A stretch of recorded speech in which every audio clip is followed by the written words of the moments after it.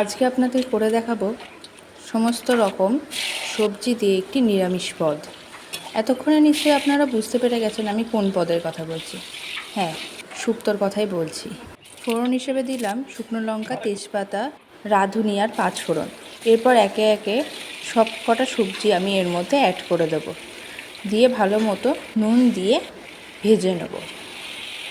দিয়ে এবার ঢাকনা দিয়ে দিলাম। 5 মিনিট পর ঢাকনা উঠিয়ে আমি আদা বাটাটা অ্যাড করে দিলাম। এরপর এটাও ভালো মতো মিক্স করে নিয়ে আমি দুধ দিয়ে দেবো। অনেকে দুধ জল দুটো মিক্স করেও করতে পারেন, সেটা আপনাদের নিজস্ব ব্যাপার। ভেজে যেগুলো তুলে রেখেছিলাম সেগুলো অ্যাড করে তারপর আমি রাঁধুনি আর পোস্ত বাটাটা অ্যাড করে দিলাম। এরপর চিনিটা স্বাদ মতো দিয়ে ভালো মতো নাড়াচাড়া করে নেব। এরপর দিয়ে দিলাম ওপর থেকে ঘি।